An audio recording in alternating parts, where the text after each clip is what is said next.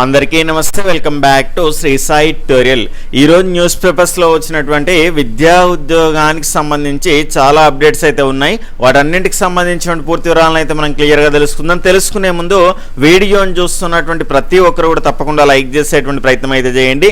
ఇలాంటి క్వాలిటీ అప్డేట్స్తో పాటు TET DSC ఇతర పోటీ పరీక్షలకు సంబంధించిన regular latest updates, free class guidance అనేటువంటిది కూడా మీరు పొందాలి అనుకుంటే ఈ వీడియో క్రింద ఉన్నటువంటి సబ్స్క్రైబ్ బటన్ని క్లిక్ చేసుకొని పక్కనే ఉన్నటువంటి all notification bell icon click చేస్తే నేను చేసేటువంటి ప్రతి వీడియో కూడా మీకు నోటిఫికేషన్ రూపంలోకి రావడం అనేటువంటి జరుగుతుంది. అదేవిధంగా TET DSC, police constable, FBO ఉద్యోగాలకు సంబంధించి చాలా ఫ్రీ మెటీరియల్ అనేటువంటి మన గ్రూప్స్లో మీకు రెగ్యులర్గా షేర్ చేయడం అయితే జరుగుతూ ఉన్నది.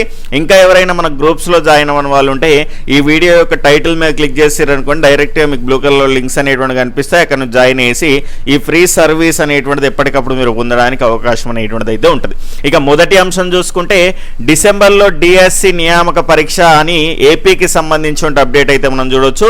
ఈ ఏడాది మరొక డిఎస్సి నిర్వహణకు చర్యలు తీసుకుంటున్నామని పాఠశాల విద్యాశాఖ కమిషనర్ తమీం అన్సారియా వెల్లడించారు. అక్టోబర్లో నోటిఫికేషన్ అనేటువంటిది ఇచ్చి డిసెంబర్లో పరీక్షలు నిర్వహిస్తామని ఇవాళ మీడియా సమావేశంలో వివరించారని నిన్న వచ్చినటువంటి అప్డేట్ అండి. ఇది మెగా డిఎస్సి పైన ఎస్ఎంలో జరుగుతున్నటువంటి ప్రచారాలను నమ్మవద్దని, సోషల్ మీడియాలో వస్తున్నటువంటి ప్రచారం అనేటువంటి నమ్మొద్దని చెప్పారు. టీచర్ పోస్టుల నియామకాలకు ప్రిపేర్ అవుతున్నటువంటి అభ్యర్థులు తమ లక్ష్యం పైన దృష్టి పెట్టి పరీక్షలకు సిద్ధం కావాలని సూచించడం అయితే జరిగింది. అక్కడ ఏపీ ప్రభుత్వానికి సంబంధించినటువంటి అప్డేట్ ఇది వచ్చిన తర్వాత మరి మన దగ్గర డిఎస్సి పరిస్థితి ఏంది, అసలు డిఎస్సి నోటిఫికేషన్ వస్తుందా లేదా, ఎప్పుడు రావడానికి అవకాశం ఉంది, లేట్ అవ్వడానికి ఏమైనా రీజన్స్ ఉన్నాయా అనేటువంటి అంశాల గురించి చాలా మంది అభ్యర్థులు అయితే మెసేజ్లు అయితే పెడుతున్నారు. అసలు డిఎస్సి రావాల్సినటువంటి అవసరం ఉందా లేదా మనం చూసే ప్రయత్నం అయితే చేద్దాం. ఈ జిల్లాల్లో పాఠాలు చెప్పేది ఎవరు? మేడ్చల్, గద్వాల్, నారాయణపేట జిల్లాల్లో టీచర్ల కొరత అనేటువంటి అంశాన్ని అయితే చూస్తున్నాం.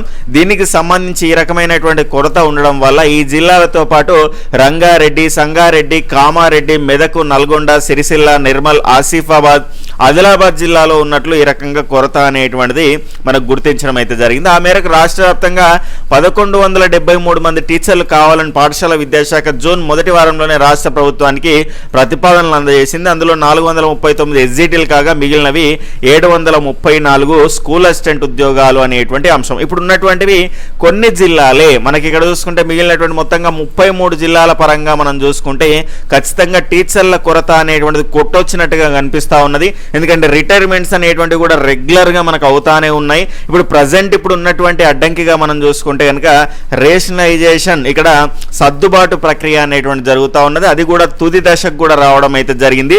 దాని తర్వాత మనకు పూర్తి క్లారిటీగా ఖాళీల వివరాలు అనేటువంటి తెలియడానికి అవకాశం అనేటువంటిది ఉన్నది.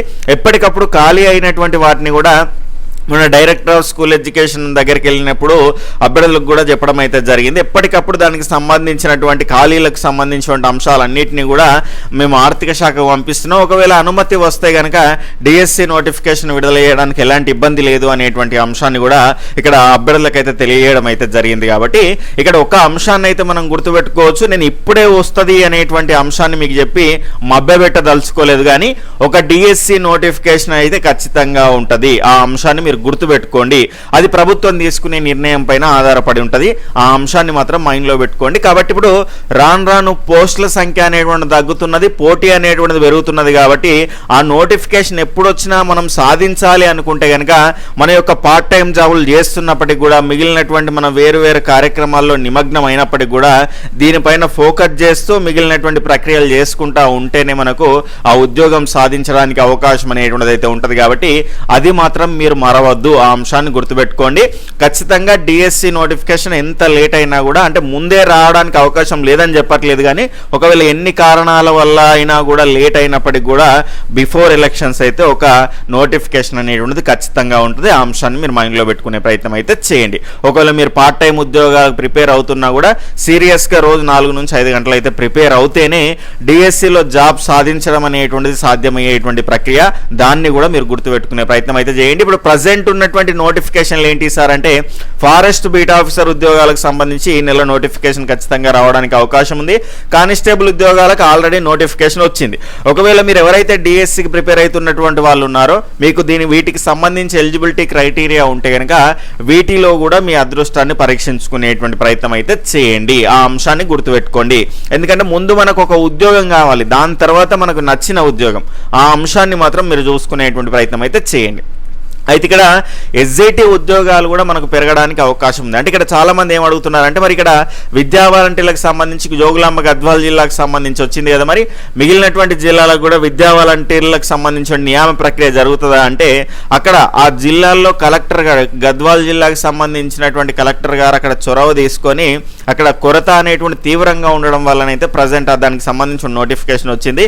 మిగిలినటువంటి చోట్ల కూడా వాళ్ళు కూడా అదే రకంగా చొరవ తీసుకొని ప్రభుత్వానికి దీనికి సంబంధించిన ప్రక్రియ గురించి క్లియర్గా తెలియజేస్తే కనుక మిగిలినటువంటి జిల్లాల వారీగా కూడా మనకు విద్యా వాలంటీర్లకు సంబంధించినటువంటి నోటిఫికేషన్ అనేటువంటిది రావడానికి క్లియర్ కట్గా అవకాశం అనేటువంటిది ఆల్రెడీ ప్రభుత్వానికి లేఖ కూడా రాసిండ్రు విద్యాశాఖ అధికారులు. కాబట్టి ఒకవేళ అనుమతి వస్తే కనుక మిగిలినటువంటి జిల్లాల వారీగా కూడా ఈ విద్యా వాలంటీర్ల నోటిఫికేషన్ అనేటువంటిది రావడానికి అవకాశం అనేటువంటిది ఉంటుంది. ఒకవేళ వస్తే దానికి సంబంధించి అప్డేట్ అనేటువంటిది ఎప్పటికప్పుడు మీకు అందించే ప్రయత్నం అయితే చేస్తాను.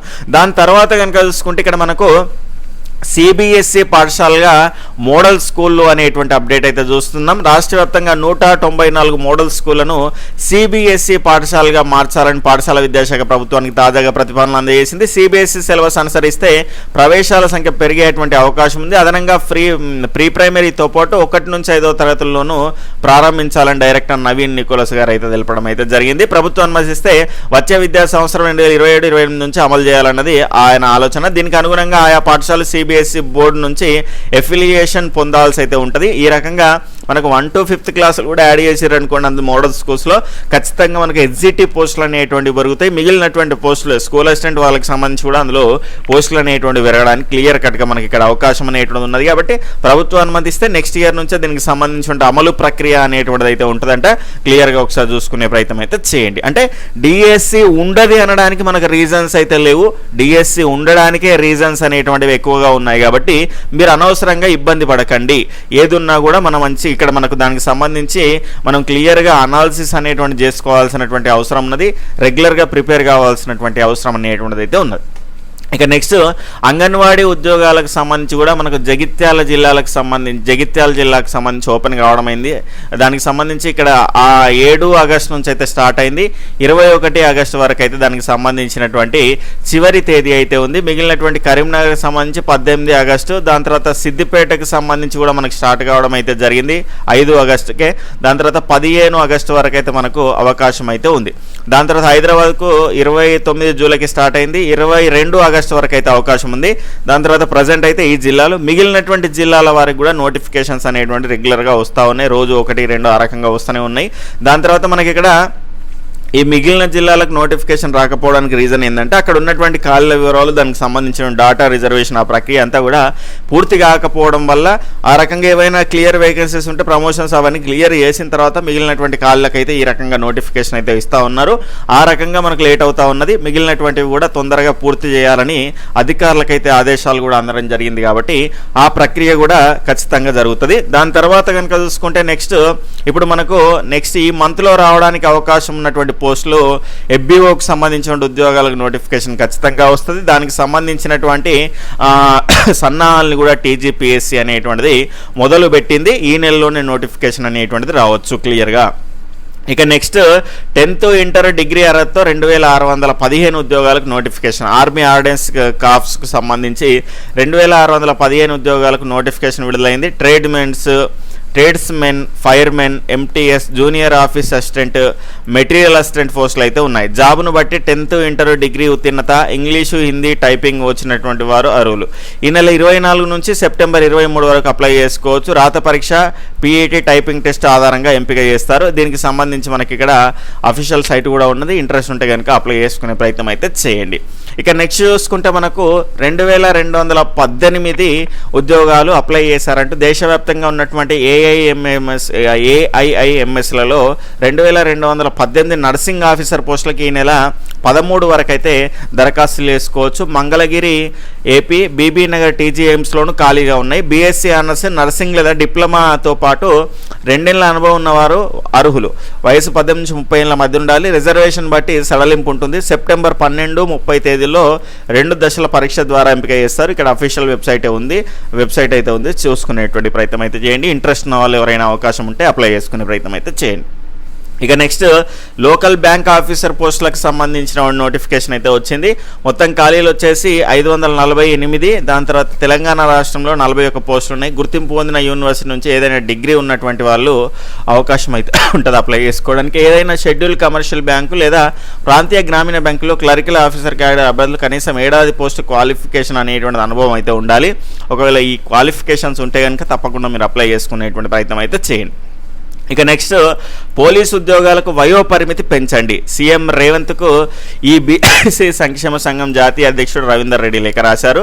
రాష్ట్రంలో భర్తీ చేయనటువంటి ఎస్ఐ కానిస్టేబుల్ ఉద్యోగాలకు 4 ఏళ్ల వయో పరిమితి సడలింపు ఇవ్వాలని ఈ బీసీ సంక్షేమ సంఘం జాతీయ అధ్యక్షుడు మల్లపు రవీందర్ రెడ్డి కోరారు. కానిస్టేబుల్ పోస్టుల వయో పరిమితిని 36 ఏళ్లకు, ఎస్ఐ పోస్టులకు సంబంధించి 39 ఏళ్లకు పెంచాలని శనివారం సీఎం రేవంత్ రెడ్డికి లేఖ రాశారు. ఇప్పటికే ప్రకటించిన ఖాళీలకు అదనంగా హైదరాబాద్, రంగారెడ్డి, మేడ్చల్ జిల్లాలోని ఖాళీల పోస్టులను చేర్చాలని కూడా కోరడం అయితే జరిగింది.